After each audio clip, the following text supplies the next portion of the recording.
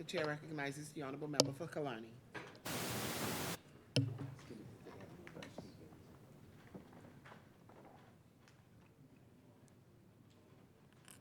Thank you very much, Madam Speaker. Madam Speaker, before I start, I just want to note that, inform the House that all support documents that I speak about would be available here. I can table if the members choose. But I want to say on behalf of Killarney, with the rain, we've gotten quite a number of potholes, and Minister, we would go around, drive through the area and pin them so that we can just send a Google to you, and that would assist you greatly so you know exactly where they are. And with respect to the child, Madam Speaker, that the member for East End spoke about, I was out exercising about 5 one morning and coincidentally stopped by the police station. And there was a 5-year-old kid that the police have found wandering on the cable beat strip by himself at that particular time.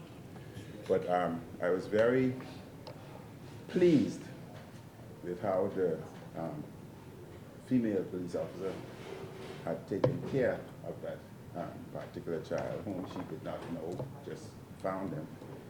But the police had taken it upon themselves even to go home to their home and bought the necessary clothing and whatever else the child needed. And I think the police need to be congratulated for the excellent job they have done, what I witnessed myself. Madam Speaker, I rise again on behalf of the Killarney constituency to contribute to the debate on the Law Reform and Revision Bill 2023. It is always important when the topics of law and order reform and the functioning of our justice system emerge for public debate. And the New Day administration made promises on the campaign trail regarding law and order.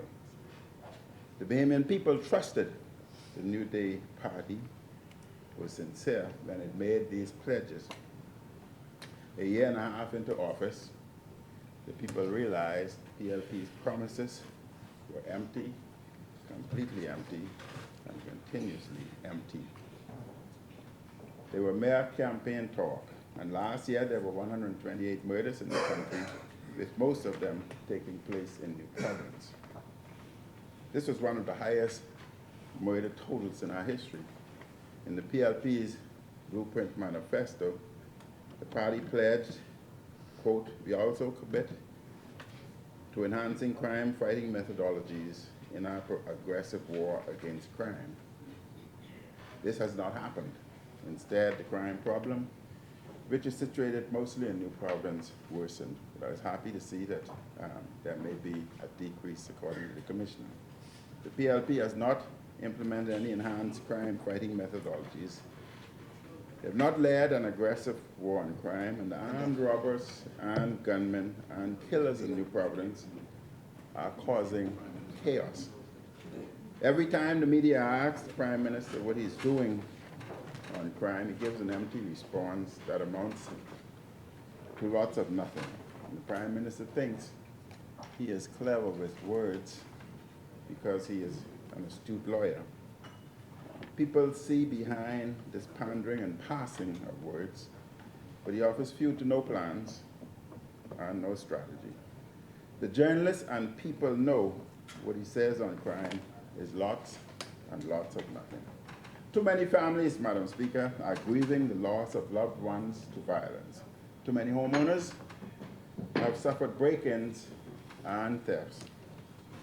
And too many business owners have been robbed. Too many of our girls and women have been victims of beatings and sexual violence, including rape. We can no longer, Madam Speaker, keep our heads in the sand, as this is contributing to mental illnesses and dysfunctionality, not only in our homes, but in our society.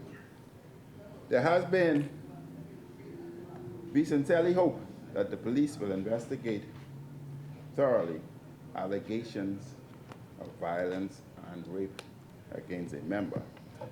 Serious allegations were made against the police, and investigations need to be done there. Investigations cannot take almost a year, as was the case with Elizabeth.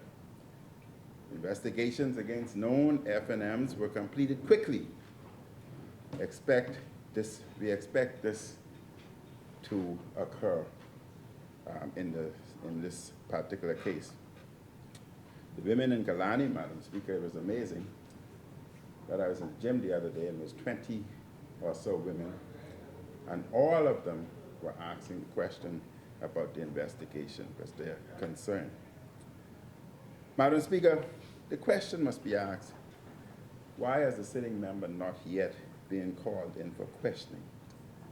I was called in by the police for questioning and interrogation with respect to the food program, and I cooperated. It would be my recommendation to the member that if the police does not call him, he should voluntarily go and state his case. Gender violence, Madam Speaker, must be quickly passed if we are serious.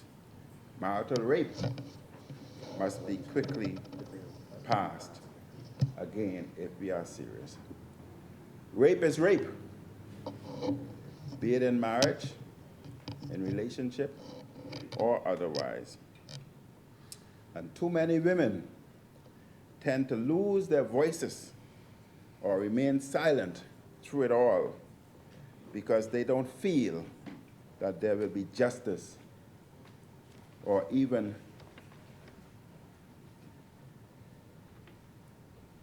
that there'll be justice taken seriously or delayed. And this contributes, Madam Speaker, to dysfunctional homes, society, violence, and crime. We must ask the question, who are protecting our women? The ultimate responsibility and ultimate goal of a society is to protect our women, to protect our children, and to protect the elderly. This is the responsibility of our society, Madam Speaker. The New Day administration has no answers. The administration has no policies. Our ship of state is adrift with the captain at the helm when it comes to crime, crisis, and New Providence. The captain has abandoned ship for travel tour while our people struggles. When you watch the news, the Prime Minister in this country or that country having a fun time and making speeches, he rallies at his desk working on problems Bahamians face. Madam Speaker, the Law Reform and Revision Bill 2023 is designed to update our law creation and revision system. I support the bill, yet I remind the House that passing legislation does not substitute for having action plans and a strategy to combat violence and crime, including the underlying causes of our high crime rate. It is important to have well-organized and well-funded institutions tasked with these functions. There should be continuous efforts to ensure that antiquated laws are updated. It is important for this Parliament to pass laws to help improve the lives of our people in a timely manner.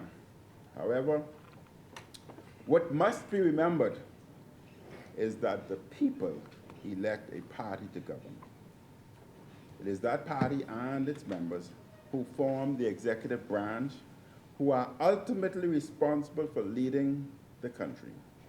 That means the cabinet has responsibility for coming up with policies to improve our people's lives.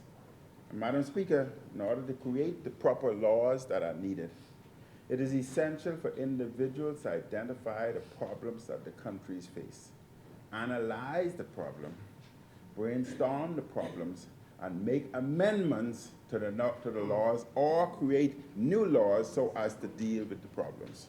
Because unless one face the problem and realize that they exist, then you cannot make the necessary amendment or the laws that are necessary. We cannot keep our heads in the sand and not identify some of the challenges that we face. While it is important to upgrade the technical lawmaking process, as this bill seeks to do, little change will happen if the cabinet is absent of ideas, focus, and leadership. And that is the problem the Bahamas face. I will give this example. After promising on the campaign trail to address the crime problem, the Prime Minister now knows he has no clues as to what to do. His new strategy is to shift everyone's focus to the role of people in the United States in the trafficking of guns to the Bahamas and the wider Caribbean. Guns trafficking plays a part in our crime problem, but there are much bigger problems the Prime Minister is not tackling.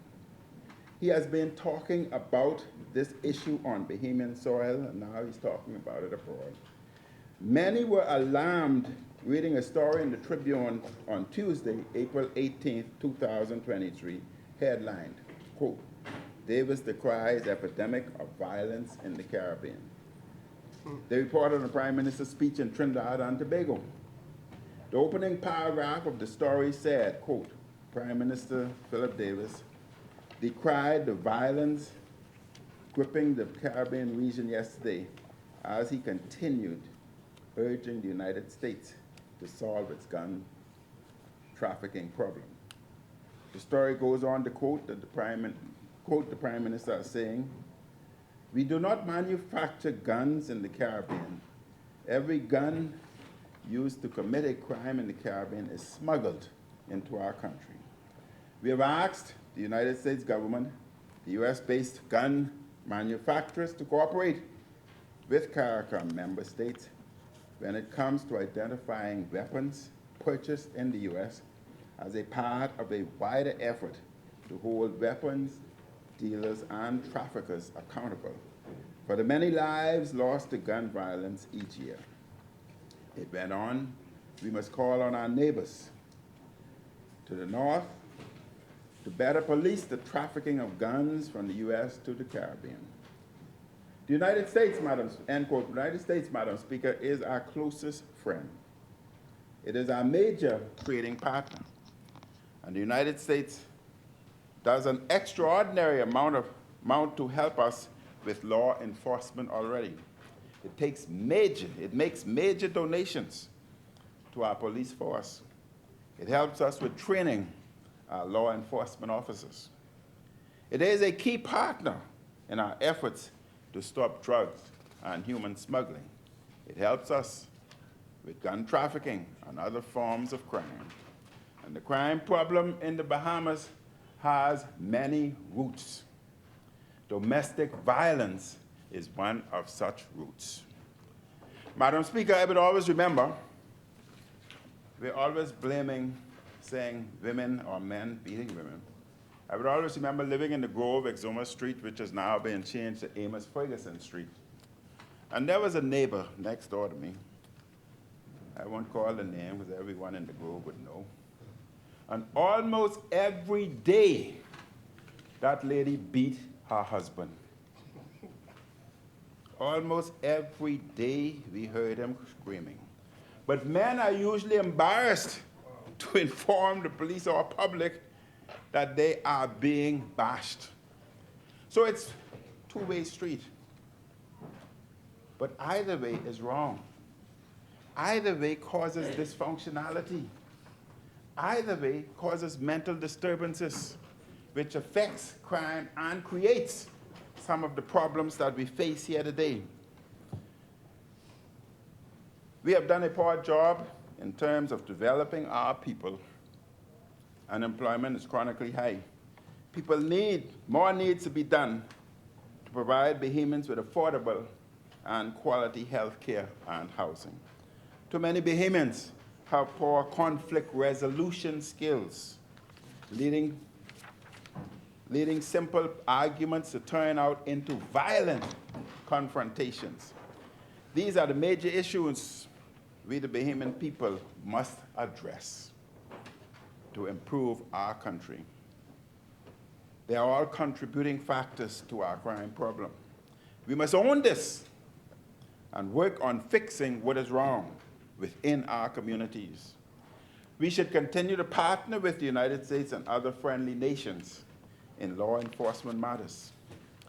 No leaders of the Bahamas should suggest that some other country is at the heart of our problem.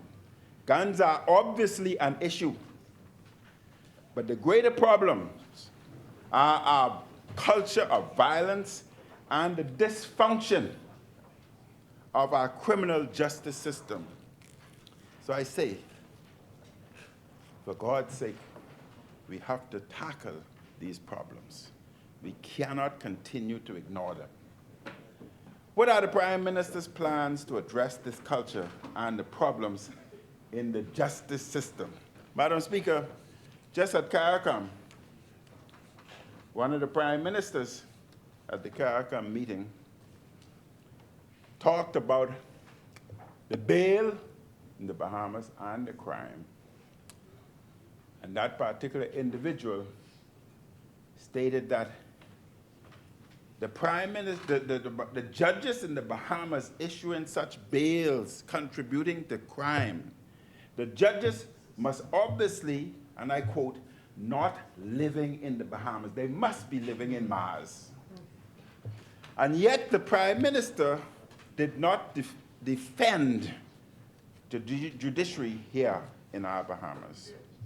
Regardless of how I may feel, if he did, it was not publicized. It was not publicized. And I'm certain when you speak, you will address that for us. I'm certain you will address that. Madam Speaker, the Prime Minister is failing miserably on law and order. These speeches he gives talking about guns from the US are part of an effort to deflect away from failure. He got the deficit number wrong and sought to blame others. On the FTX debate, he hides, you could talk afterward. On the FTX debacle, he hides behind talk of subjudice.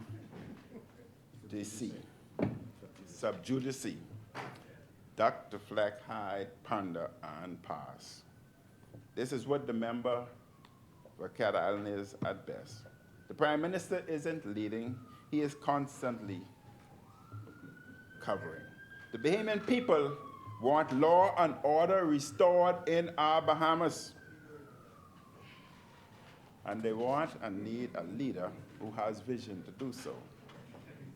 Madam Speaker, the Prime Minister's refusal to directly address questions on FTX is deeply disturbing and reflects a pattern. Much of what has been said on FTX is in the public domain. On a host of issues related to FTX, the Prime Minister is hiding behind talk of subjudice. We are not asking the Prime Minister to prejudice the courts, but listen to where I'm going.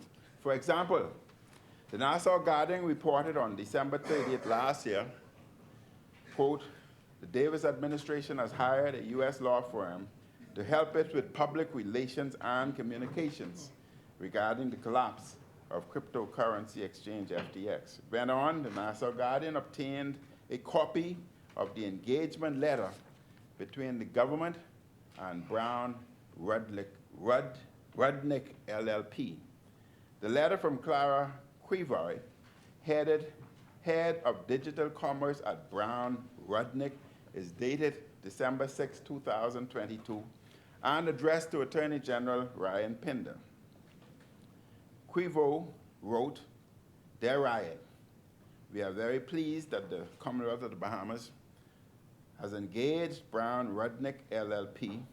This letter sets forth the basis on which Brown Rudnick will provide certain non-legal services, the scope of such services, and terms and conditions on which we will perform them.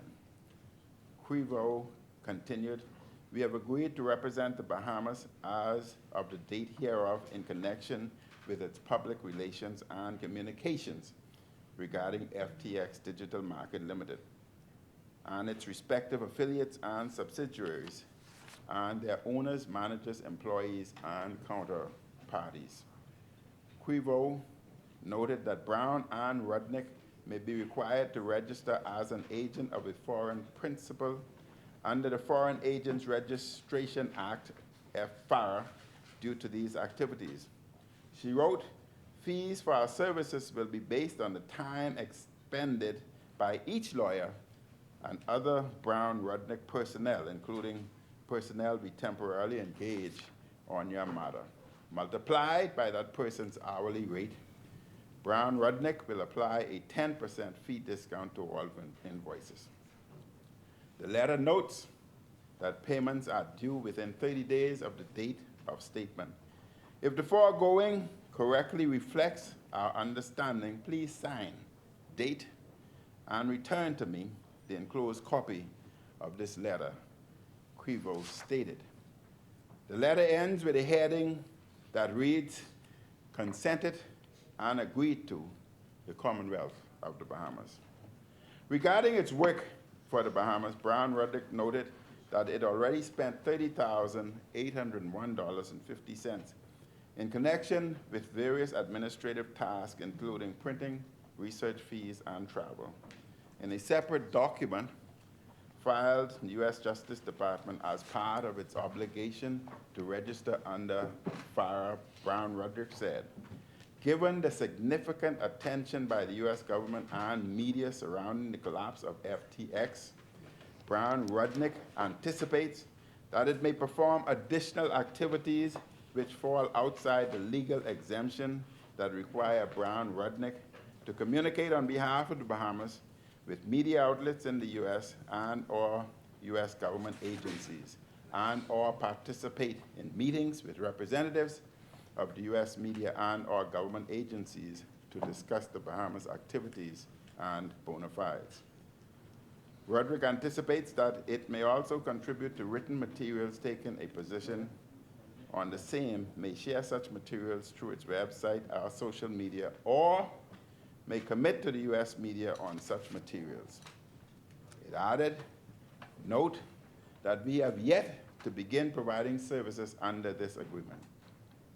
The document noted that Brown and Rudnick will prepare disseminate information via magazine, newspaper, lectures, speeches, email, websites, social media, press releases, letters, or telegrams. And that information will be disseminated to public officials, legislators, government agencies, newspapers, editors, educational groups. Will the Prime Minister and the government please confirm the details of this story, none of which are sub judice? Has this law firm or any other law firm or public relations company being hired by the Davis administration? And what services are this firm or any other firms providing? How much has this cost or is costing the Bahamas? The answer to these are related, and related questions have nothing to do with sub judice. The country wants to know how public funds are being spent and who is representing the country. Moreover, they are seeking to protect the reputations and or offer legal assistance to any particular Bahamians, including the Prime Minister, the Attorney General, or any other of his ministers or PLP officials or donors. In the interest of law and order and transparency, why is the Prime Minister ducking questions on FTX? Madam Speaker, the Nassau Guardian editorial, November 22nd last year, Prime Minister Philip Davis, statement in Parliament last week that he has every confidence that the Bahamas will emerge from the proceedings involving FTX with an enhanced reputation as a solid digital assets jurisdiction was far from convincing. If anything, the Prime Minister appeared to possess an unhealthy level of delusion over the reputational damage that is already evident as a result of the fallout from the calamitous collapse of the cryptocurrency exchange, which had been welcomed with open arms by the Davis administration and which operated from the Bahamas. It appears without any real evidence of a corporate governance structure.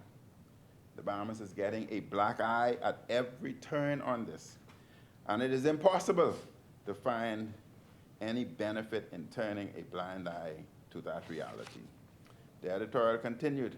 In Parliament last week, Prime Minister also said that to date, we have not identified any deficiencies in our regulatory framework that could have avoided this.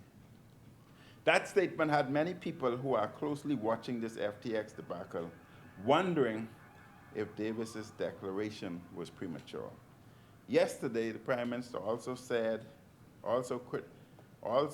criticisms of the Bahamas in the wake of the FTX failure is an unfair characterization, and that he was not concerned about the jurisdiction's reputation, though he acknowledged there are reputational consequences.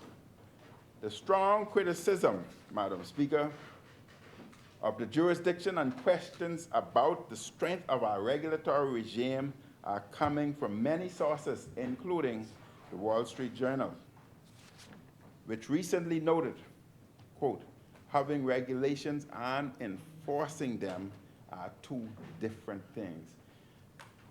It noted, too, that while it is still unclear how severely FTX collapse will affect the Bahamas, experts expect it will harm the country and its reputation as a crypto hub. We cannot imagine what the Prime Minister is basing his conclusion on, that the country will emerge with an enhanced reputation. Time will tell.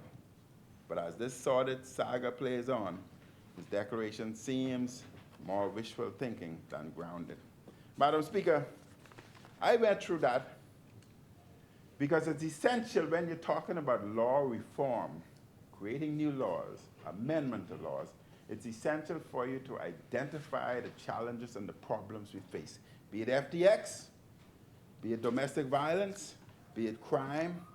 Unless we're prepared to openly speak about them, we cannot make the necessary laws or learn from the experience that was presented to us so that we can make the necessary laws and amendments so that governments moving forward, either present or future governments, would not fall in the same category or make mistakes.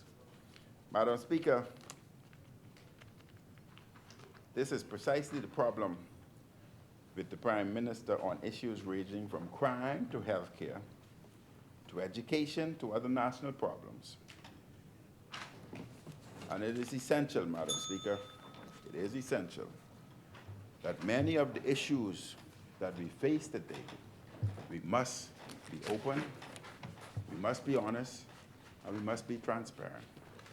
Some things we may not necessarily like, but in the interest of the country and for future generations, we must be prepared to make the hard decisions and make the necessary amendments in the law.